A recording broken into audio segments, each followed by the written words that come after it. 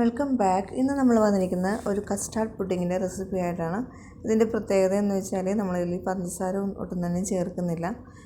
ഇതിൽ നമ്മൾ ആഡ് ചെയ്യുന്നത് പഞ്ചസാരയ്ക്ക് പകരം ഈന്തപ്പഴമാണ് ആഡ് ചെയ്യുന്നത്. അപ്പോൾ നമുക്ക് ഇപ്പോഴെല്ലാവരും തന്നെ ഷുഗർ കട്ടായിട്ടുള്ളവർ തന്നെയാണ്, വളരെ കോൺഷ്യസ് ആയിട്ട് തന്നെയാണ്. എന്നാൽ നമുക്ക് കുറച്ച് ഫ്രൂട്ട്സ് ആയിട്ടുള്ള ഒരു കസ്റ്റാർഡ്, മധുരം നിറഞ്ഞ കസ്റ്റാർഡ് കഴിക്കണമെങ്കിൽ ഈ ഒരു രീതിയിൽ ഉണ്ടാക്കി നോക്കിയാൽ മതി. ഇതിൽ നമ്മൾ പഞ്ചസാര ആഡ് ചെയ്യുന്നില്ല. ഈന്തപ്പഴമാണെങ്കിൽ അയൺ കണ്ടൻറ്റ് അടങ്ങിയതാണ്. അപ്പോൾ നമുക്ക് എങ്ങനെയാണ് ഉണ്ടാക്കുന്നത് നോക്കാം. അതിനുവേണ്ടി ഞാനിവിടെ ഒരു 10ഓളം കസ്റ്റാർഡ് കുതിരാൻ വേണ്ടി വെച്ചിട്ടുണ്ട്. ചെറിയ ചൂടുവെള്ളത്തിൽ സോക്ക് ചെയ്യാൻ വേണ്ടി വെച്ചിട്ടുണ്ടായിരുന്നു. അപ്പോൾ ഏകദേശം ഇതൊരു 4-5 പേർക്ക് ധാരാളം കഴിക്കാൻ പറ്റിയതാണ്. അപ്പോൾ ഒരു 10 ഡേറ്റ്സ് എടുക്കുന്ന കുഴപ്പമില്ല, ധാരാളമാണ്. ഇനി മധുരം നിങ്ങൾക്ക് വേണമെങ്കിൽ അതനുസരിച്ച് കൂട്ടിയെടുക്കുക. അപ്പോൾ ഏകദേശം ഒരു 15 മിനിറ്റോളം ഇത് സോക്ക് ചെയ്യാൻ വെക്കണം. ഇനി ഇതിലേക്ക് ഞാൻ കസ്റ്റാർഡ് പൗഡറാണ് എടുത്തിരിക്കുന്നത്, വാനില കസ്റ്റാർഡ് പൗഡറാണ് എടുത്തിരിക്കുന്നത്. അതിലേക്ക് തണുത്ത പാല് നമുക്കൊന്ന് ജസ്റ്റ് ഒന്ന് മിക്സ് ചെയ്ത് കൊടുക്കാം. അപ്പോൾ ഏകദേശം ഒരു 3 ടേബിൾ സ്പൂണോളം ഞാനിവിടെ എടുത്തിട്ടുണ്ട് കേട്ടോ. ഈ കസ്റ്റാർഡ് പൗഡർ 3 ടേബിൾ സ്പൂൺ എടുക്കണം. കട്ടകളില്ലാതെ നമുക്ക് നരിച്ച് മാറ്റി വെക്കുക. അപ്പോൾ ഞാനിവിടെ 1 ലിറ്ററോളം പാല് എടുത്തിട്ടുണ്ട്. പാല് തിളപ്പിക്കാൻ വേണ്ടി വെച്ചിട്ടുണ്ട്. ഫുൾ ഫാറ്റ് മിൽക്കാണ് നമ്മളിവിടെ എടുത്തിരിക്കുന്നത്. കസ്റ്റാർഡ് പുഡിങ്ങൊക്കെ ഉണ്ടാക്കുമ്പോൾ ഫുൾ ഫാറ്റ് മിൽക്കാണ് എടുക്കുന്നത് നല്ലതാണ്. അപ്പോൾ അതൊന്ന് നമുക്കിത് തിളച്ച് വരുന്ന വരെ വെയിറ്റ് ചെയ്യാം. അപ്പോൾ ഈ ഒരു ടൈമിൽ നമ്മുടെ ഈ ഒരു ഈന്തപ്പഴം ഈ ഒരു വെള്ളത്തിൽ നിന്ന് എടുത്തിട്ട് മിക്സിയുടെ ജാറിലിട്ട് നന്നായിട്ടൊന്ന് പേസ്റ്റായിട്ട് അരച്ചെടുത്തിട്ട് വരാം. അപ്പോൾ അതേ മിക്സിയുടെ ജാറിലേക്ക് ഇട്ടിട്ടുണ്ട്. വേണമെങ്കിൽ ഒരു അല്പം വെള്ളം വേണമെങ്കിൽ ആ ഒരു സോക്ക് ചെയ്ത വെള്ളം ഒഴിച്ചു കൊടുക്കാവുന്നതാണ്. അപ്പോൾ അത് നന്നായിട്ട് തന്നെ അരച്ചെടുത്ത് വന്നിട്ടുണ്ട്. ഇനി നമുക്ക് ഈ ഒരു പാല് ചൂടായി വന്നിട്ടുണ്ട്. ഈ ഒരു ടൈമിൽ നല്ലോണം ചൂടായി വന്നിട്ടുണ്ട്. നന്നായിട്ട് തിളച്ച് വരുമ്പം ഈ ഒരു പാലിലേക്ക് നമുക്ക് ഈന്തപ്പഴം അരച്ച ആ ഒരു മിക്സ് ഇതിലേക്ക് ചേർത്ത് കൊടുക്കാവുന്നതാണ്. ഇപ്പോൾ തിളച്ച് വന്നിട്ടുണ്ട്. ഏകദേശം ഒരു 2-3 മിനിറ്റ് ഇങ്ങനെ ഒന്ന് തിളക്കണം കേട്ടോ. ആ തിളച്ചിങ്ങനെ വരുമ്പോഴാണ്, കുറച്ച് നേരം ഒന്ന് തിളച്ച് കഴിയുമ്പോഴാണ് നമുക്ക് ഇതിലേക്ക് ആഡ് ചെയ്യേണ്ടത്. അപ്പോൾ ഇപ്പോൾ നന്നായിട്ടൊന്ന് തിളച്ച് വന്നിട്ടുണ്ട്. ഇനി ഇതിലേക്ക് നമ്മൾ കലക്കി വെച്ചിരിക്കുന്ന കസ്റ്റാർഡിൻ്റെ ആ മിക്സ് ഇതിലേക്ക് ഒഴിച്ചു കൊടുക്കുക. അപ്പോൾ എടുക്കുമ്പം ഒന്ന് ജസ്റ്റ് ഒന്ന് ഇളക്കി കൊടുക്കുക, അല്ലെങ്കിൽ അടിയിൽ കട്ടകളുണ്ടാവും. അപ്പോൾ അതിലേക്ക് ഇളക്കി ഇട്ട് കൊടുത്തിട്ട് നമുക്കിതൊന്ന് നന്നായിട്ടൊന്ന് മിക്സ് ചെയ്ത് കൊടുക്കാം. അപ്പം ഇതൊരു കുറച്ചൊന്ന് കട്ടയായി വരുമ്പോഴാണ് കേട്ടോ നമ്മൾ ഈന്തപ്പഴത്തിൻ്റെ മിക്സ് ആഡ് ചെയ്യുന്നത്.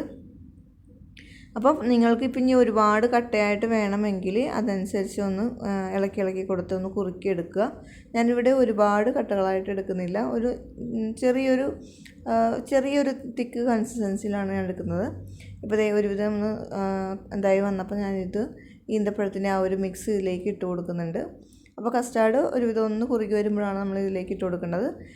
ഇപ്പം ഈ ഒരു മധുരം എന്ന് വെച്ചാൽ ഒരു മീഡിയം സൈസ്, ഒരുപാട് മധുരമായിട്ട് വരത്തില്ല, ഒരു മീഡിയം സൈസ് മധുരമാണ്.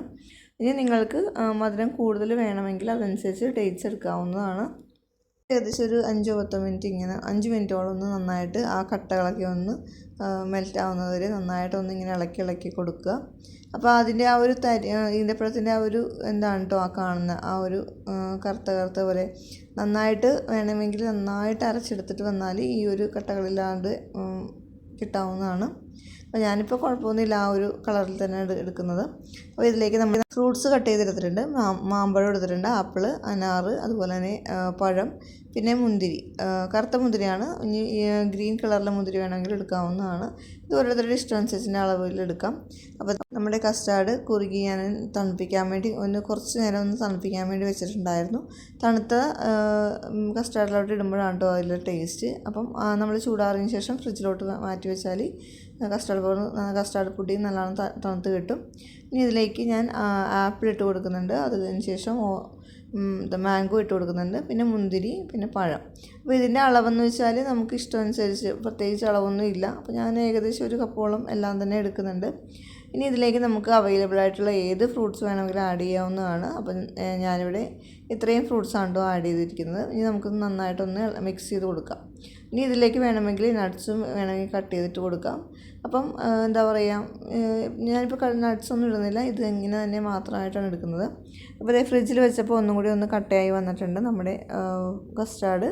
അപ്പം ഈ ഒരു ടൈമിൽ ഇങ്ങനെ വേണമെങ്കിലും ഉപയോഗിക്കുന്നതാണ്. അഥവാ നിങ്ങൾക്ക് കൂടുതലായിട്ട് തണുപ്പ് വേണമെങ്കിൽ ഫ്രിഡ്ജിൽ വെച്ചതിന് ശേഷം 1 മണിക്കൂർ ഏകദേശം ഫ്രിഡ്ജിൽ വെച്ച ശേഷം കഴിക്കാവുന്നതാണ്. അപ്പോൾ ഈ ഒരു ചൂട് സമയത്തും അതുപോലെ ഇഫ്താറിൻ്റെ സമയത്തും കഴിക്കാൻ പറ്റിയ നല്ലൊരു ഡ്രിങ്ക് തന്നെയാണ്. ഫ്രൂട്ട്സും കൂടി ഉള്ളതുകൊണ്ട് നല്ല ഒരു വയറ് ഫില്ലാവുന്ന ഒരു ഇതാണ്. അപ്പം ഈ ഒരു രീതിയിൽ നിങ്ങൾക്ക് ഷുഗർ ഒട്ടും തന്നെ ആഡ് ചെയ്യാണ്ട് ചെയ്യണമെങ്കിൽ ഈ ഒരു രീതിയിൽ ചെയ്താൽ മതി. എല്ലാവർക്കും തന്നെ കഴിക്കാവുന്നതാണ്. ഈവൻ ഷുഗർ പേഷ്യൻസിന് വരെയും കഴിക്കാം. ഇതിനകത്ത് മാംഗോ അവോയ്ഡ് ചെയ്താൽ അവർക്കും കഴിക്കാവുന്നതാണ്. അപ്പോൾ ഈ ഒരു രീതിയിൽ ഇതുവരെ ട്രൈ ചെയ്ത് നോക്കിയിട്ടില്ലെങ്കിൽ തീർച്ചയായിട്ടും ഒന്ന് ട്രൈ ചെയ്ത് നോക്കണം. വീഡിയോ ഇഷ്ടപ്പെട്ടാൽ ലൈക്ക് ചെയ്യാനും നിങ്ങളുടെ ഫ്രണ്ട്സ് ആൻഡ് ഫാമിലിക്കും ഷെയർ ചെയ്യാനും മറക്കരുത്. അതിൽ നമ്മുടെ ചാനൽ സബ്സ്ക്രൈബ് ചെയ്തിട്ടില്ലാത്തവർ സബ്സ്ക്രൈബ് ചെയ്യാനും തൊട്ടടുത്തുള്ള ബെൽ ബട്ടൺ ഓൾ പ്രസ് ചെയ്യാനും മറക്കരുത്. മറ്റൊരു അടിപൊളി വീഡിയോ ആയിട്ട് കാണുന്നവരെ താങ്ക് യു.